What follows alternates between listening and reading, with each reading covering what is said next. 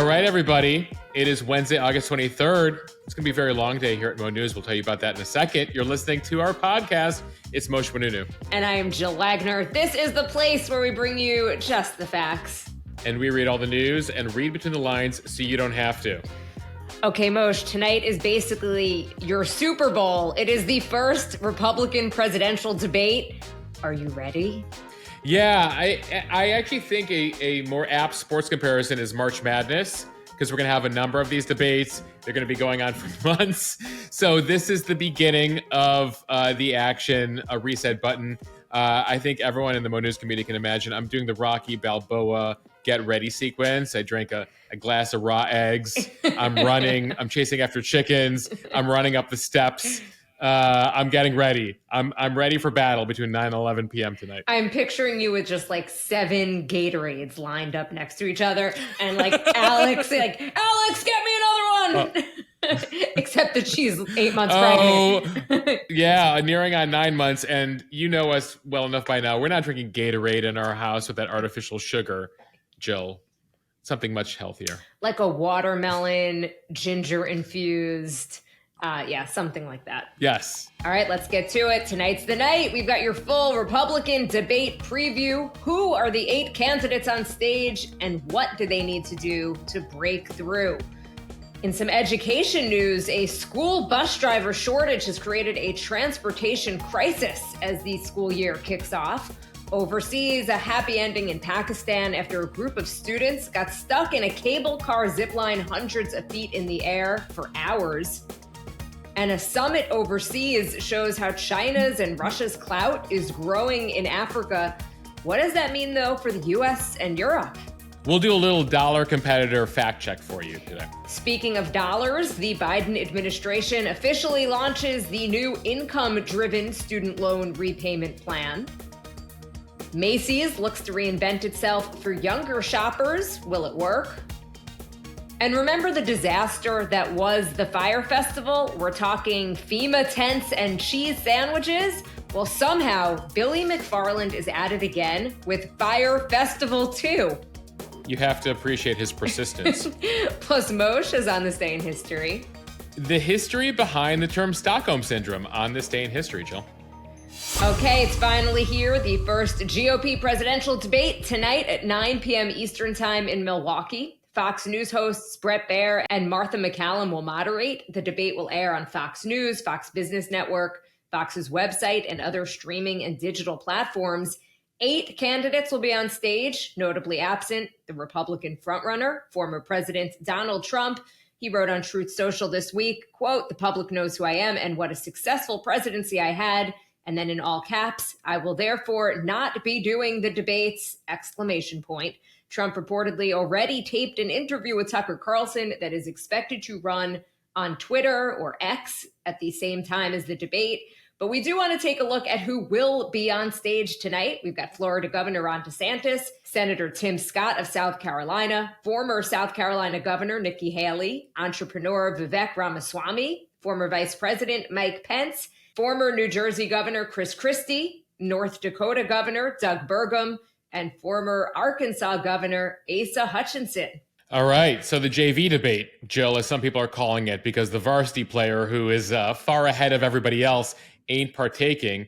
Either way, all these folks, these 8 people, all believe they can take on Trump here, and they're going to be looking to convince over these next 2 hours this evening Republican primary voters to consider them.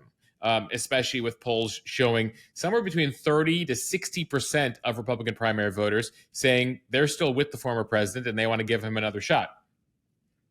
So let's start here with a few of the candidates. We'll go through all 8. We're going to start with the man at the center of the stage tonight.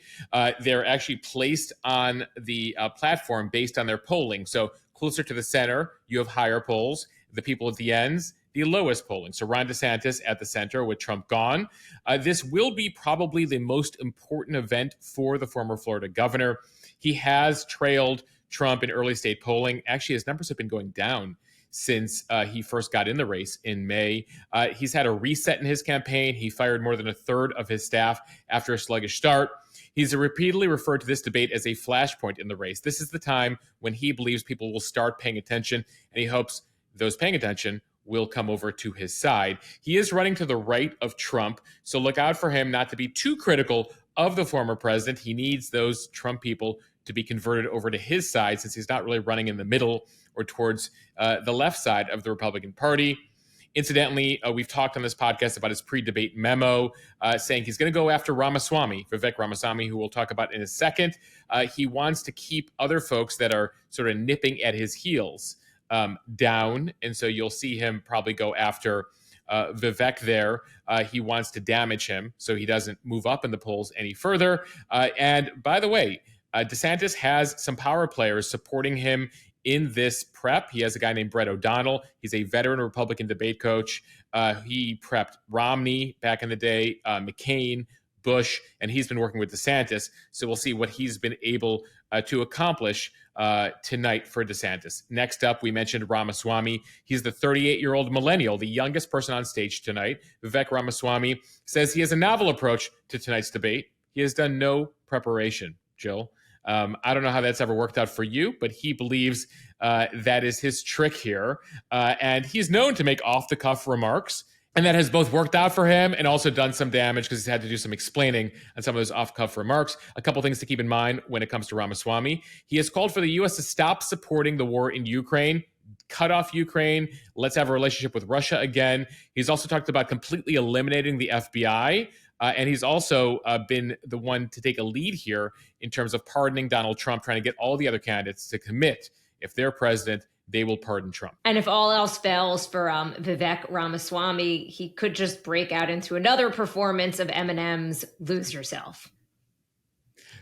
Correct. He is known 2 weeks ago for knowing the Lose Yourself lyrics. He performed it karaoke style on stage at the Iowa State Fair. And so, listen, anything's possible. He might drop a little bit of Eminem there on the stage in Milwaukee. Next up, we have Chris Christie, who is Trump's most vocal critic among the Republican field. But of course, Trump is not there. So will he go after him? Will he pivot? He's called Trump a liar, an ugly, divisive, horrible figure. Remember, Christie and him used to be close. In fact, Christie was involved not so long ago, Jill, in 2020, with Donald Trump debate prep. He was prepping Trump for Biden. Interestingly, what his advice was, let Biden talk, let him ramble, let America see the real Biden. He had another debate coach, Trump did, named Rudy Giuliani, who said, interrupt him all the time. Well, Trump went with the Giuliani advice there. And of course, some people blame that debate performance for Trump's narrow loss against Biden in 2020. So Christie is an experienced debater, and he's hoping to reprise his performances from 2016. He is credited, some of you might remember this, with killing the Rubio campaign. He destroyed Marco Rubio during an early debate there as Rubio was rising at the time. The question is, can he help himself this time, especially with Trump, his main adversary, gone? Meanwhile, South Carolina Senator Tim Scott plans to stick to his more positive brand on the debate stage and believes that this will set him apart from the field.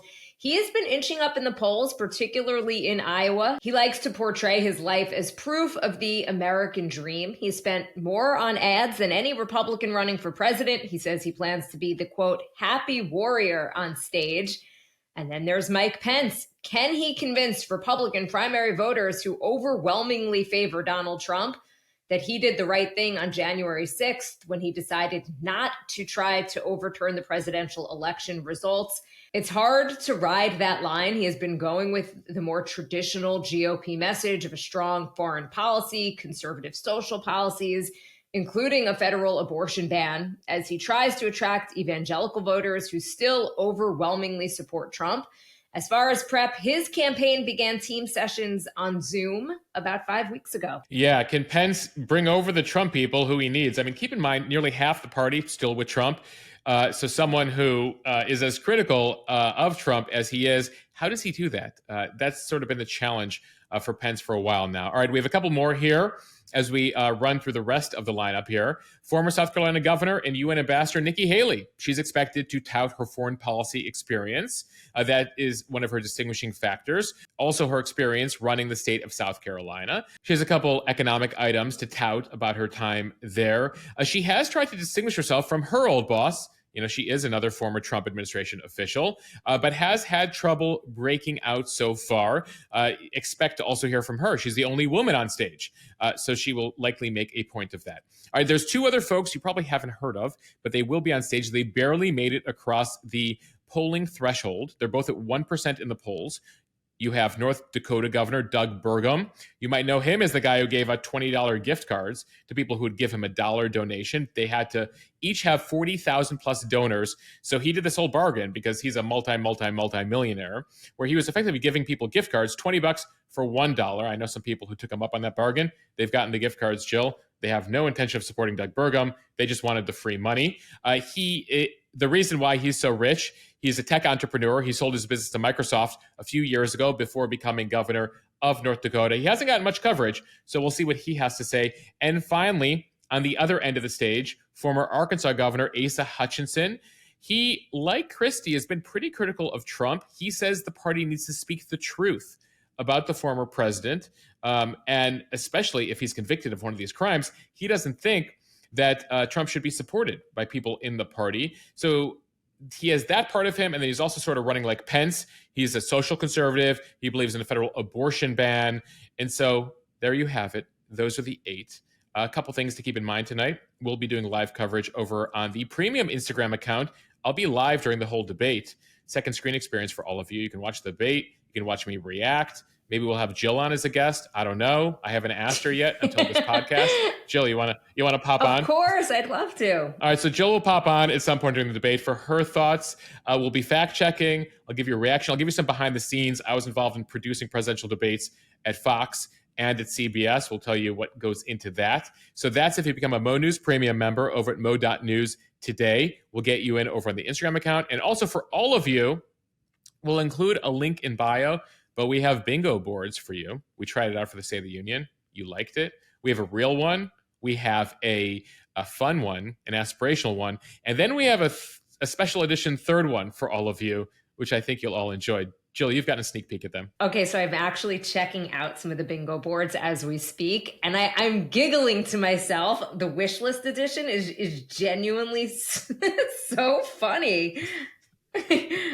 I think my favorite is the fly returns to Mike Pence's head. Do you remember that during one of the debates? He had a fly like on his hair for the whole time. It was just there. If you could tell me, if anyone who listens to the podcast can tell me anything else they remember from the Kamala Harris Mike Pence debate, I dare you. You don't. A fly landed on Pence's head. That was the most notable thing about it. We do hope one returns tonight. It would certainly give us something to talk about. Anyway, those bingo boards are linked in the show notes. So be on the lookout for that. All right, now to a story that's affecting kids across the country as the school year starts. A shortage of bus drivers in districts in all 50 states. And this is creating a logistical nightmare for schools and parents. It's created delays in the morning and in the afternoons. One district in Kentucky, which transports about 65,000 students every day, said that before the pandemic, they had 900 drivers, and now they've got less than 600. According to Fox Business, the East Baton Rouge school system in Louisiana went as far as canceling school on Monday because of a lack of drivers. The superintendent there is calling it a transportation crisis. A new survey from Hop, Skip, Drive, which is a ride service for kids, found that 92% of school leaders reported that bus driver shortages had constrained their operations.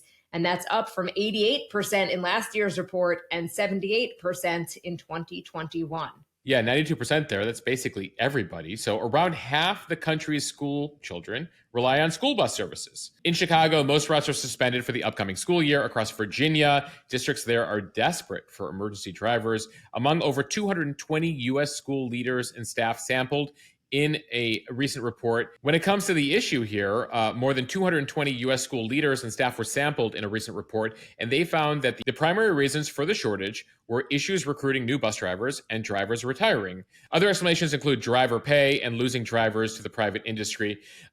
Keep in mind, when it comes to pay, school bus drivers earn an average annual wage of just about $42,000, But that's assuming full-time drivers, and most districts depend on part-time drivers. And that's the huge issue here we've been hearing from parents in the Mo News community who've been describing situations where their kids have to go out 2.5 hours before school because they're consolidating lines, and then a whole bunch of people are showing up at the same time. Add to that metal detectors at schools this year due to security, and some kids are waiting 45 minutes getting late to class because of the school bus issue and then the security issue in schools. Time now for the speed read. Let's start overseas with that dramatic scene in Pakistan from NBC News. Army commandos using helicopters and a makeshift chairlift rescued 8 people from a broken cable car. It was dangling hundreds of feet above a canyon in a remote part of Pakistan. Officials say there were 6 children between the ages of 11 and 15 years old and 2 adults. They became trapped when one of the cables snapped while the passengers were crossing a river canyon. The children were on their way to school. The dramatic effort transfixed the country for hours. And because helicopters couldn't fly after sunset, rescuers eventually shifted from an airborne effort to a risky operation that involved using one cable that was still intact to approach the car with the chairlift. Yeah, they effectively created a zip line there. We posted some of the video on the Instagram account. A lot of people watching this. I mean, people not just in Pakistan were transfixed by this. People in Europe, we heard from people around the world who are watching this saying, Moshe, are you watching this right now? Pretty incredible pictures. The initial rescue was pretty precarious with the helicopters because as they would get close to the chairlift, they would start blowing the chairlift. And this is over a huge ravine here, leading to the children screaming in fear. So they were able to save a couple via the chopper. And then as it got dark, we mentioned, using one line as a zip line. Villagers frequently use cable cars to get around Pakistan's mountainous region. This is in far northwestern Pakistan. It cuts down on walking routes that sometimes take hours. They were describing that these kids in particular used to have to walk 3 to 4 hours each way to school, crossing a river, going down a perilous mountain path. And then they built these cable cars, which cut that to less than an hour. The issue is with these cable cars, they're not heavily regulated. They're sort of retrofitted, and they have huge security issues. Just a few years ago in the country, 10 people were killed when a cable car fell into a ravine in a popular mountain resort there in Pakistan. But the picture's pretty incredible. And it's nice to be able to report a bit of good news here to lead the speed read today. Yes, staying overseas from the BBC, the BRICS summit, how China's and Russia's clout is growing in Africa. The wealthiest square mile in Africa is hosting a big international summit this week with a mixture of pride, relief, and a hint of unease. Sandton is a glitzy banking district on the outskirts of South Africa's increasingly dilapidated city of Johannesburg. And it is the venue for the latest meeting of the BRICS group, which is the bloc of 5 countries who represent that acronym. BRICS stands for Brazil, Russia, India, China, and South Africa. They are united by a desire to challenge perceived Western dominance at global affairs.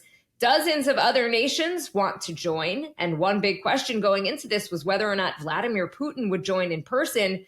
In the end, he decided to attend virtually, making this a bit less controversial. So Vlad is on Zoom with the rest of the leaders there. Had he insisted on coming, which was a total possibility here, South Africa would have been in a very difficult position because they are members of the International Criminal Court, and they have an international obligation to have arrested Putin for his alleged war crimes in Ukraine. He is wanted for war crimes, and South Africa would have had to arrest him. Totally awkward. So they're very happy Putin is joining from Russia remotely, virtually. Can you even imagine? Welcome to the summit. Hope you had a nice flight over. Now you're arrested. Yeah. But we're going to hand you to the West at this anti-West summit. So this summit, the BRICS summit, it's been happening for a few years now. It's still in its infancy, but it is generating a lot of excitement and questions. And I've heard them from some of the people who listen to this podcast. So these are the 5 countries. Now you have a whole bunch of countries, like 20 others that want to join. I'll post a map on Instagram. Indonesia wants in. Saudi Arabia wants in. Kazakhstan wants in. They all want in. The question is, what is it? Is it an alternative to the G7 or G20 or just another body? It depends on who you ask. If you ask Russia, down with America, this is an alternative. We're here to, effectively kill off America here with our own version of this. If you ask Brazil, the B in BRICS, they say not so fast. This is another place where we can meet with folks, another way to build economic ties. We want to play nice with America. We also want to play nice with all of you. So they have to kind of decide what BRICS is and what it wants to be. There's been a lot of talk. This was part of Putin's speech so far about a currency alternative, eliminating the dominance of the US dollar globally. The dollar is what most of the globe trades with, etc. But creating an alternative would be very tough. You effectively would need to get China, Russia, India, South Africa, Brazil, all different places, very different economies, billions of people, all to accept one currency. How exactly would that work? The Chinese have a closed-off currency with no real transparency. Anyway, an example of this, of course, is the euro. Europe did this. And that's similarly sized economies, though you do have the Germanys and the Greeces of the world. And they've had huge challenges. And guess what hasn't disrupted dollar's domination? The euro. Kind of, but not really. And so for those of you who ask about this, for those of you who have an uncle who's saying the dollar's going down, let me tell you, BRICS, I'm here to tell you, ain't happening for decades. We have a deep dive over on Mo News Premium on the Instagram account to tell you about it, to explain what it would take. But it's an interesting alliance to watch, important to watch. But as far as taking on the US dollar, not anytime soon. From the Hill, the Biden administration officially launching the new income-driven student loan repayment plan for borrowers on Tuesday. This is ahead of repayments restarting this fall. The official launch of what they are calling the Saving on a Valuable Education Plan, or SAVE, comes just weeks before interest will begin to accrue on student loans starting next month.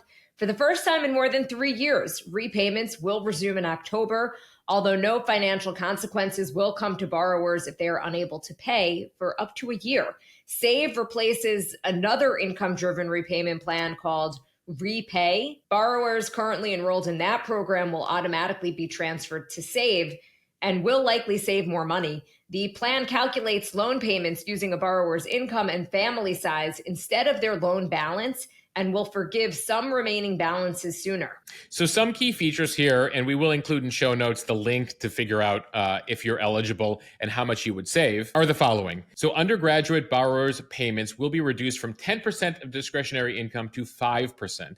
And people with both graduate and undergraduate loans will pay some sort of average in between. An individual borrower making somewhere between $32,000 per year and a family of four making less than $67,500 a year will pay $0 in monthly payments. The government says about 1 million people are eligible for this benefit. Other changes this year include that unpaid interest will not grow if borrowers are making their payments, and income for borrowers who are married but file separately will not be counted. Also important to note here, loan balances will be forgiven after 10 years of payment instead of 20 years if the original loan is $12,000 or less. So a lot of specificity here, a lot of numbers. Again, we recommend you go to the link in the show notes. If one of those numbers jives with where you are at and you're looking to potentially save some money on your loans. From CNBC, Macy's says it will open 4 more stores that look a lot different than its typical giant mall anchors as it tries to refresh a brand that has lost luster with many shoppers. The struggling retailer thinks that the format is working. The new shops will open in Boston, Las Vegas, and San Diego, and another debuted this month in suburban Indiana. The locations will be smaller and situated in strip malls. They'll host events and frequently swap out merchandise. The CEO telling CNBC that Macy's smaller stores outperformed the company in the most recent quarter. So Macy's still trying to make retail happen in person, brick and mortar. They've already opened 10 similar stores to test this new concept. Some are called Market by Macy's, a mini version of Macy's namesake stores, and others are named Bloomies, a smaller version of the upscale department store, Bloomingdale's, which I think most people already sort of use the nickname Bloomies, right? At least in New I York. thought it was already called Bloomies. That's what I call it. Well, Bloomies now is mini. well, apparently they're making it official. These like mini little Bloomies. We'll see how they do with this. The off-mall shops are one way Macy's is trying to address an existential question: how it can refresh its reputation and merchandise to appeal to younger shoppers who see the, I can't believe it's this old, 165-year-old department store only as a place where their parents or grandparents used to go. It launched a new women's apparel brand earlier this summer called On 34th, a tribute to its Herald Square location on 34th Street in Manhattan. Evian and cheese sandwiches, anyone? From Entertainment Weekly, we regret to inform you that Fyre Festival 2 tickets are officially on sale. Billy McFarland's stint in prison for fraud gave him the time to churn out a 50-page business plan to revive the Fyre Festival. And believe it or not, that was a productive time in the prison library. I know that's a place where sometimes prisoners convert to a new religion. Billy's just churning out business plans. And Moshe, believe it or not, you can now buy tickets to this event. In a YouTube video posted on Sunday, the convicted con artist officially announced Fyre Festival 2. It is set to take place in the Caribbean sometime at the end of next year. The specific dates, location, and festival lineup still haven't been revealed, but tickets are currently on sale starting at $499 and going up to almost $8,000. I want to play a clip from McFarland's. Is anybody buying this, Moshe? I don't even understand. Hold on. With all due, who's paying the $8,000 ticket? Like, who's buying? Like, maybe I'm curious. I'll buy the $500 ticket. Who's buying the $8,000 ticket? Really? All right, let's just play a clip from McFarland's YouTube video. It has been the absolute wildest journey to get here, and it really all started during the 7th-month stint in solitary confinement. I wrote out this 50-page plan of how it would take this overall interest and demand in Fyre, and how it would take my ability to bring people from around the world together to make the impossible happen. So there you have it. He came up with this idea while in solitary confinement. He said he is working with the best partners in the world as far away as the Middle East and South America, and decided once again to bring the festival to the Caribbean. And he ended the video with, guys, this is your chance to get in. This is everything that we've been working towards. Let's effing go. Inspirational words, Jill. Let's do it. Let's take the podcast on the road to Fyre Festival Part 2. For those of you who aren't familiar by now, there were documentaries last year on Hulu and Netflix, pretty entertaining. There was Netflix's Fyre, the greatest party that never happened, and then Hulu had Fyre Fraud. I imagine some of you have watched that. If you haven't, definitely entertaining. Pick one. He was released from federal prison last May after serving 4 years for defrauding investors, committing wire fraud in that ill-fated 2017 Fyre Festival. That was the festival he launched with rapper Ja Rule at the time. It was branded as a luxury musical extravaganza with gourmet dining, but amounted to FEMA tents and cheese sandwiches. McFarland's attorney told USA Today last year that his client was putting together a team to organize and plan for projects that will allow him to generate the restitution for all those affected. He has to pay people back. So if you pay and go into Fyre Festival 2, conceivably some of that money will go to people that he took money from for Fyre Festival 1. And if you're not going to Fyre Festival 2, Jill, wait for the Broadway show. Apparently, he says he's developing a musical based on Fyre Fest coming soon. You know, I do think that the debacle that was Fyre Festival did raise a lot of interesting questions as well for the influencers, people like Kendall Jenner, Bella Hadid, that promoted all of this on Instagram, didn't disclose initially that they'd been paid to do it. So I think it does beg the question, do influencers have responsibility for what they promote? Well, I certainly hope so. But, depending on premium signups, Jill, maybe the Mo News account will be promoting Fyre Festival too. I kid. I have no intention of promoting this. By the way, this story we do as a news story. We're not being paid by Billy McFarland or Fyre Fest, nor do I think he would want us to, since we've been pretty critical the entire time. I don't think we're his target audience, but I love reading the comments on stories.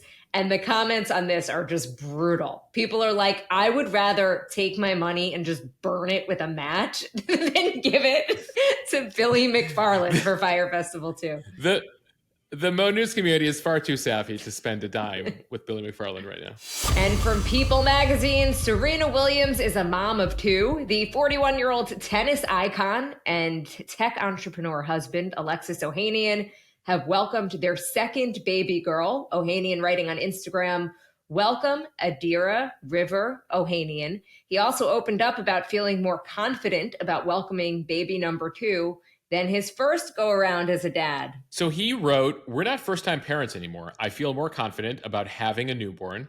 All of those things that I just had zero confidence about with Olympia, their first child, because I'd never, ever been around babies at that point in my life." He said, "They're obviously taking every precaution and doing everything we can to make sure everything goes smoothly for Serena." We should note Williams has been very open about her experiences as a mom, and that includes her near-death experience with blood clots and other complications after the birth of their first daughter. So congratulations to them. And I'm a big fan of both of them, but Ohanian specifically, I think, has been such a role model for dads in just talking about taking paternity leave and how dads need to play this active role from the beginning, from right away when their children are born. Ohanian, of course, very successful in his own right. For those of you unfamiliar, he's the co-founder of the social media site Reddit.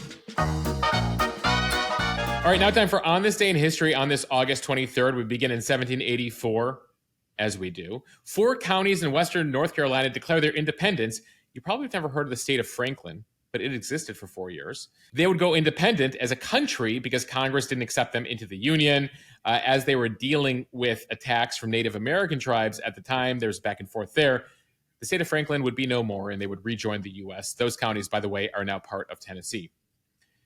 All right, as promised at the beginning of the podcast, 50 years ago today, Stockholm Syndrome got its name. A bank robbery would begin on this day in Stockholm, Sweden. It would result in a hostage situation, and over the course of the several-day standoff, the captives formed an unlikely bond with their captor, giving rise to the term Stockholm Syndrome. They were bonding with the captors, they refused to cooperate with the police, and so you would get this term Stockholm Syndrome. They would end that peaceably, send the bank robber, the attempted bank robber, to jail. He would later write a book called, what else? Stockholm Syndrome. All right, fast forward to the early 90s. On this day, 32 years ago, Super Nintendo was released in North America. It was a big day. Though, Jill, there's always a special place in my heart for OG Nintendo. You know, the blowing on the cartridges, those like... Super Mario... The Duck Hunt gun. Yeah. Tetris, Super Mario Brothers, Paperboy. I loved all of those. All right, and a bit of recent history for you. On this day 2 years ago, big moment, the first COVID vaccine was approved. In 2021, this was the day the Pfizer vaccine was approved. It was the first one to get full approval in the U.S. after about 16 months of COVID, a very big deal indeed. All right, and we end here with a bit of music news. On this day in 2004, 19 years ago, rock band Queen, fronted by gay icon Freddie Mercury, became the first rock band to be given the seal of approval in Iran to sell their music. Even the Ayatollahs, Jill, can't pass up on Queen. With all their draconian rules, authoritarianism, terrible treatment, human rights, and distaste for Western culture, Western influences, they said, we got to have our Queen. And that's what I got for you on this day, August 23rd. Again, it's going to be a long day over here at Mo News. Thank you for listening to the Mo News podcast. If you like what you hear, please share this with your friends. We'd really appreciate it. It will help us grow. Follow us and subscribe so you don't miss an episode, and review us in the App Store. And make sure to check out those bingo cards for the debate tonight. Whether you watch or not, I think you'll find them entertaining. And of course, join Mo News Premium, mo.news/premium to support us and also get access to that extra Instagram account where we'll be able to watch the debate together. What else do you want to do on your Wednesday night? Really? You know, I'm thinking, and honestly, to me, it's fun also. I find the debates really fun. Jill, it's way past your bedtime, though. I hope at least we can get you in the first half of the debate. When I was going to say, when you asked me if I could do an Instagram live appearance, sure, as long as it's before 9:30. You got it. I don't know if Fox would like a commercial that early, but we'll see. All right. Bye, everyone.